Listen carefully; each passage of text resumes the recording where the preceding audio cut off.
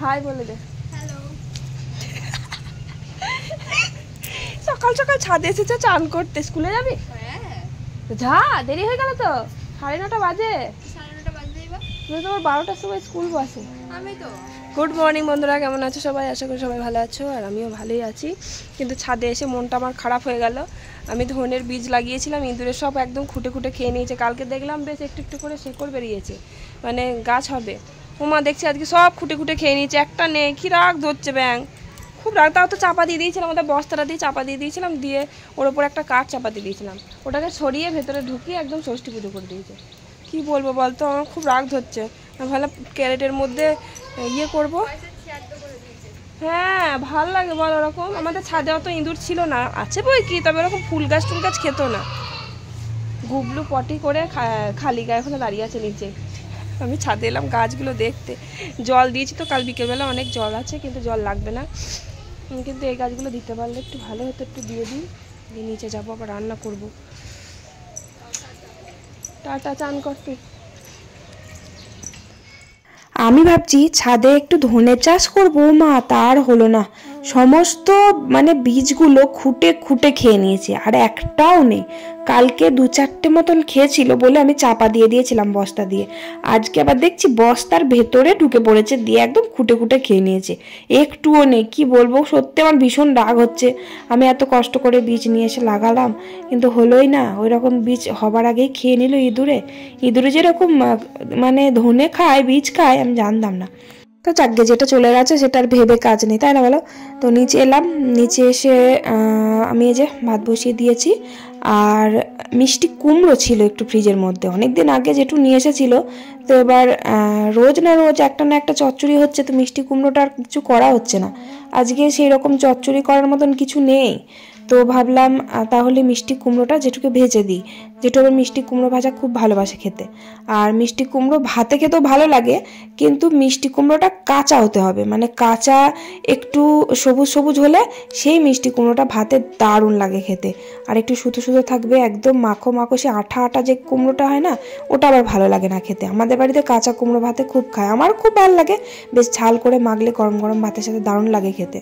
কুমড়োগুলো আমি ছোট্ট ছোট্ট করে ওই আলু ভাজার মতন করে কেটে নিলাম।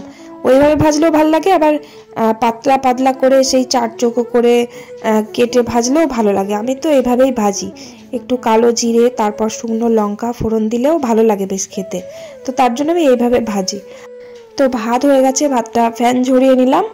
আর এই যে কটা বড়াও ভাজলাম।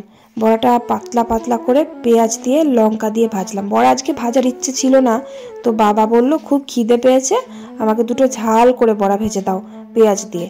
কারণ এমনি বাবা খুব একটা বড়া মানে তেলের জিনিসটা খুব একটা খায় না, তেলে ভাজাটা ভাজি রোজই প্রায়, তোমরা তো দেখেছো বড়া টড়া ভাজি, কিন্তু বাবা খুব একটা খায় না। আজকে নিজেই আমাকে বললো যে একটু ঝাল করে আমাকে বড়া ভেজে দাও তো। আর রাত্রেবেলা কিছু খায় না, রাত্রেবেলা সন্ধ্যেবেলা 2টো মুড়ি খায়, রাত্রেবেলা কিচ্ছু খায় না। দিয়ে খুব খিদে পেয়ে গেছে আজকে, তাই জন্য আমাকে বললো তাড়াতাড়ি ভাত দাও আমাকে, আর 2টো ঝাল করে বড়া ভেজে দাও। তাই বাবাকে 2টো ঝাল করে ভেজে দিলাম, আর আমাদের জন্য একটা একটা করে ভাজলাম। আর কিচ্ছু চচ্চড়ি ছিল না আজকে। একটু চচ্চড়ি না হলে না সত্যি করে ভাত যেন ওঠে না, যতই মাছ থাকুক না কেন। 2 রকমের মাছ আছে আজকে, কিন্তু মনে হচ্ছে একটু শাক থাকলে ভালো হতো। শাক নেই, পালং শাক নেই। আমার বর আবার সকালবেলা থেকেই মাঠে চলে গেছে। ওই যে কালকে রসুনগুলো ছাড়াচ্ছিল, ওই রসুনগুলো সকাল থেকে বসিয়েছে, তাই জন্য সকাল সকাল চলে গেছে মাঠে। আর ওই যে দেখলে ওটা কি বলতো, আমি কালকে সেই ফুলকপি ছিল না, ফুলকপি সেই মাছের ঝোলে দিয়েছিলাম। ওই ফুলকপিটার ডাঁটিটা রেখে দিয়েছিলাম। ফুলকপির ডাঁটি চচ্চড়ি খেতে কি দারুণ লাগে। তো একটাই ছিল, ফুলকপিটা ছোট ছিল, তারপরে ডাঁটিটা তো আরও একটুখানি, আর একটু থাকলে ভালো লাগতো। তো কি করব চচ্চড়ি দিয়ে ওই ফুলকপির ডাঁটিটা আলাদা করে ছোট ছোট করে পাতলা পাতলা করে কেটে সেদ্ধ করে নিলাম আগে। দিয়ে কুমড়ো, বেগুন, আলু, মূলো, কচু, আর কি যেন একটা দিলাম ভুলে গেছি।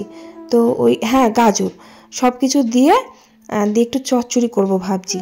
একটু সর্ষে বাটা দেবো, একটু আদা বাটা দেবো, আর মাছের মুড়ো দেবো ভাবছি একটা, যদি ভালো লাগে খেতে।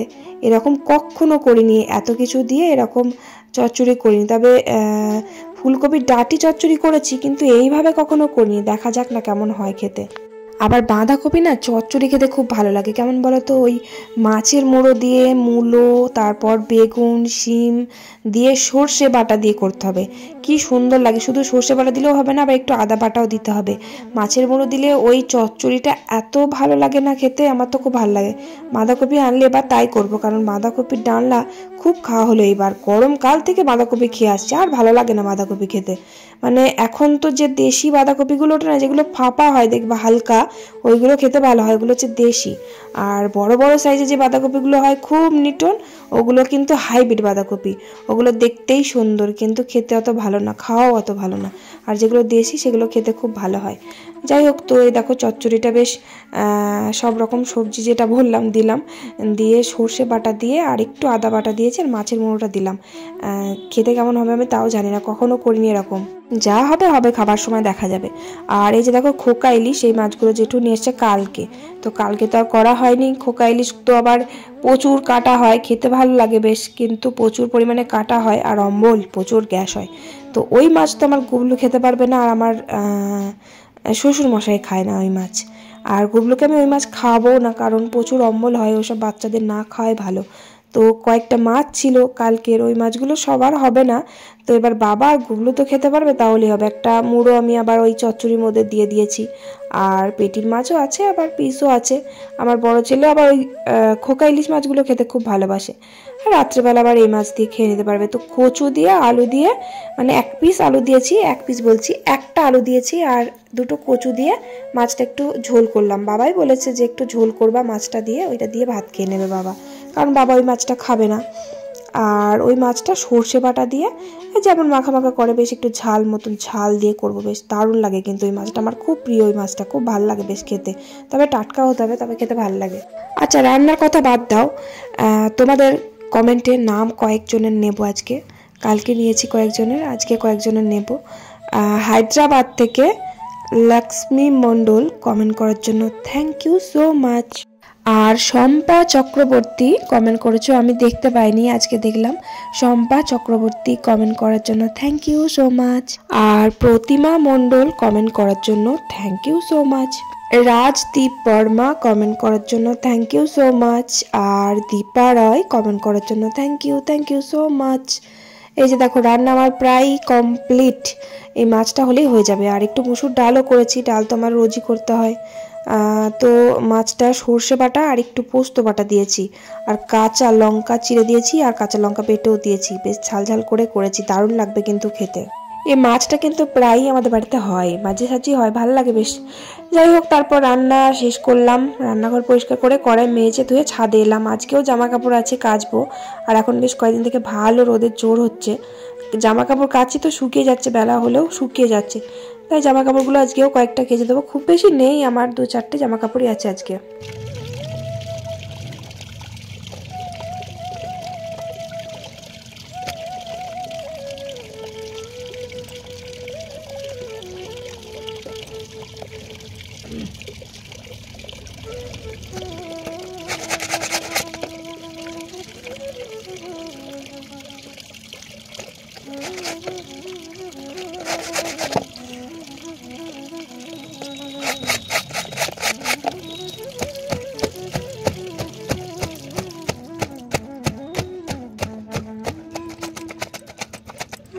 পরশুদিনকে বড় ছেলের জামাটা কেচে দিয়েছি, ওই গেঞ্জিটা যেটা কাচছিলাম, ওই গেঞ্জিটা পরশুদিন কেচে দিই। কালকে রাত্রেবেলা সন্ধেবেলা ওই যে সে বললাম না যে ভেজিটেবিল চপ নিয়ে এসছে, ওই ওর মধ্যে সস ছিল, সসের প্যাকেটটা ছিঁড়তে গেছে, চোখে মুখে গেঞ্জিতে প্যানেতে ভর্তি, কাঁচা জামা প্যান্টে। তো এবার কালকে রাত্রেবেলা তো আমি সন্ধ্যাবেলার কাচিনি, তো উঠতেই চাইছে না, এমন দাগ লেগেছে, ঘষে ঘষে ঘষে ঘষে তুললাম কিন্তু উঠলো না, দাগটা থেকেই গেল, সসের দাগ উঠতে চায় নাকি তাই। আর এদিকে আমার বর জামা কাপড়গুলো দোকানে কাজ করে, তো কি ময়লা হয়, আমি বলি প্রত্যেক দিন যেটা পরবা সেটা আমাকে দিয়ে দিবা, আমি প্রত্যেক দিন কেচে দেবো, তাহলে আমাকে খাটতে কম হবে, কারণ আমাদের দোকানে সাইকেলের দোকান, আর ওই কাজ মানে নোংরা কাজ। এবার জামা কাপড়গুলো এত ময়লা হয় না, একবার পরলে এত কালো হয়ে যায়, এবার সেটা যদি আমি সঙ্গে সঙ্গে কেচে পরিষ্কার করে ফেলি তাহলে বেশ পরিষ্কারও পড়তে পারলো, আবার ময়লাটাও কম হলো। কিন্তু তা দেবে না কিছুতে, বলবে আমার দোকানে ময়লার কাজ, তা কি হয়েছে, নোংরাই পড়ে থাকবো। দেশে 7 দিন ধরে ধরে পড়ে থাকবে, আর 7 দিন পর সেটা কাচতে গিয়ে আমার সে মানে জীবন বেরিয়ে যায়। এত ময়লা সে ভিজিয়ে রেখে ঘষে ঘষে ঘষে ঘষে জামা ছিঁড়ে যায়, কিন্তু ময়লা ওঠে না। আমার খুব বিরক্ত লাগে সত্যি করে। তো কি বলবো, কিছু বলার নেই। ও বারবার করে বলি যে জামা কাপড়গুলো আমাকে একদিনেই দিয়ে দিবা, প্রত্যেকদিন পরবা, আমাকে প্রত্যেকদিন দিয়ে দিবা। 3-4টে মানে গাদা গাদা গেঞ্জি ভেতরে আছে, তা গেঞ্জিগুলো বার করলে পরতে চাইবে না। কি বোঝে কে জানে, আমি সেটাই বুঝতে পারি না। যাই হোক, কি আর বলা যাবে। তো তারপর জামা কাপড় কেচে চান করলাম, চান টান করে এই যে খেতে বসেছি। আর ওই যে 5 মিশালি চচ্চড়িটা করেছি না, ওই কি বলে, ওই ফুলকপির ডাঁটি দিয়ে, ওইটা আমার বর কিন্তু খায় না। এবার ওকে আমি বলিনি, ওর পাতে দিয়ে দিয়েছি, দিয়ে খাচ্ছে। আর আমাকে বলছে এটা কিসের তরকারি। আমি বলছি খাও, বেশ ভালো সুন্দর খেতে, খাও। খেয়ে যদি বুঝতে পারো তাহলে তোমার ইচ্ছা হলে খাবে, আর যদি বুঝতে না পারো তাহলে খেয়ে নাও। তারপরে খেতে খেতে বলছে কপির ডাঁটি চচ্চড়ি তুমি আমাকে দিয়েছো, কিন্তু খেতে বেশ ভালোই হয়েছে। খেয়ে নিল, বেশ ভালোই হয়েছিল খেতে, খারাপ হয়নি। তবে যে খুব সুন্দর হয়েছিল তা না, মানে ফেলে দেওয়ার মতো নয়, তবে খাওয়া গেছে। আর ওই মাছটা দিয়ে তো আমার ভাত অর্ধেক খাওয়া হয়ে গেছে, মাছটা এতটাই ভালো ছিল খেতে। যাই হোক, তারপর ছাদে গেলাম, ছাদে জামা কাপড় ছিল সব মেলে দিয়েছিলাম, ওগুলো নিয়ে আসলাম, দিয়ে এই যে সন্ধ্যেটা দিয়ে দিচ্ছি। আর আমার বড় ছেলের আজকে আবার পড়া ছিল, তো ওর তো 6টার সময় আমার সন্ধ্যে দিতে দিতে ও পড়তে চলে যায়। আজকে ওর ম্যাম ফোন করেছিল, পড়াবে না বললো। এবার পড়াবে না, বাড়িতে বসে থাকলে কি করে, পড়তে বসে না, কম্পিউটারে বসে থাকে, মানে না পড়া থাকলে ওই এক জ্বালাই পড়তে বস করে মাথা খারাপ হয়ে যায়। আর রাত্রেবেলা ওই যে খাবার বানাচ্ছি, এবার সন্ধ্যেটা দিয়ে রুটি বানাচ্ছি। আর ভাত, অনেকগুলো ভাত আছে, জানি না আজকে মা কত চাল নিয়েছে, সকালবেলায় চালটা মায়ে নিয়েছিল আজকে, তো কত চাল নিয়েছে কে জানে, অনেকগুলো ভাত আছে আজকে, মানে 2-3 জনের মতন ভাত আছে। তো আমি তো ভাত খাবো না, প্রচুর ঠান্ডা লেগেছে, গলায় ভীষণ ব্যথা, তো রুটি করছি। আর মা বললো রুটি খাবে না, বাবা রুটি খাবে না, ভাত খাবে। বাবা ভাত খাবে না, বাবা মুড়ি খায়। তারপর এই যে আমার গুবলু যেখানে থাকে রাত্রেবেলায়, এই যে কাকাদের বাড়িতে, একদম পাশাপাশি বাড়ি, কাকাদের বাড়িতে সন্ধ্যেবেলায় চলে আসে আমার কাছে পড়া করে, এখানেই থাকে রাত 9:30-10টা অবধি, মানে যতক্ষণ না আমি নিতে আসছি, খাবার খাওয়া মানে আমার খাবার রেডি হয়ে গেলে ওকে নিতে আসি। তো এই যে দেখো খেলা করছিল, এখানে খুব ভালো থাকে, খুব ভালো খেলা করে। তো আমি নিতে এলাম, দিয়ে নিয়ে এসে ওকে ভাত খাইয়ে দিলাম। তারপর আমার বরকে বললাম, আমার বর আবার ঘুমিয়ে গেছিলো, মানে দুপুরবেলা ঘুমায়নি, মাঠে ছিল। তো আমি আমার বরকে বলছি যে তুমি কি দিয়ে রুটি খাবে, আলু চচ্চড়ি দিয়ে খাবে, না দুধ দিয়ে খাবে, না চা দিয়ে রুটি খাবে। তো এবার ঘুমিয়ে বললো যা দেবে আমাকে তাই দিয়ে দাও তাড়াতাড়ি। তো আমি বললাম তাহলে শুধু ফালতু চা দিয়ে খেয়ে লাভ নেই, দুধ আছে, তাহলে দুধ দিয়ে রুটি দিই। দুধটার মধ্যে আমি চিনি দিলাম, দিয়ে রুটিগুলো ছিঁড়িনি, মানে একটা রুটি ছিঁড়েছি আর কি, দিয়ে দেবো, দিয়ে গিয়ে বলছি নাও খেয়ে নাও। তা বলছে যে আমার চা কই, চা দিয়ে রুটি খাবো বললাম। গেলে তো আমার মাথা ঘুরে, এই বললো যে যা দেবা তাই খাবো। তারপরে আবার আমি বলছি কোথায় খাবে, বাইরে খাবে না টেবিলে গিয়ে খাবে, ঘরে খাবে না টেবিলে গিয়ে খাবে, কারণ মানে ঠান্ডায় একবারে র্যাক ট্যাক জড়িয়ে চুপ করে শুয়ে আছে, ঘুমোচ্ছে। বলছে আমি জানি না। এদিকে আমার মানে এত খিদে পেয়েছে, সন্ধ্যেবেলা আজকে কিছু খাওয়া হয়নি। আর এদিকে আমার বড় ছেলেকে ডাকছি খেতে আসছে না, ওদিকে আমার বর এইসব করছে। দিয়ে সেই দুধের মধ্যে চিনি মেশানো ছিল, সেই চিনি দেওয়া দুধ তো কেউ খাবে না, সেটা আর খাওয়া হলো না। তারপর ওটা চাপা দিয়ে রেখে দিলাম। আর আমি ভাবলাম রুটি খাবো আজকে, কিন্তু এত ভাত আছে, এই ভাত যদি আমি রেখে দিই তাহলে আবার সেই কালকে বাসি ভাত খেতে হবে। বাসি ভাত খাওয়ার থেকে রাত্রেবেলা খেয়ে নেওয়াই ভালো, তরকারি ছিল তাই রাত্রেবেলায় ভাত খেয়ে নিলাম, আর বাসি রুটি চা দিয়ে সকালবেলা খেয়ে নিতে পারবো।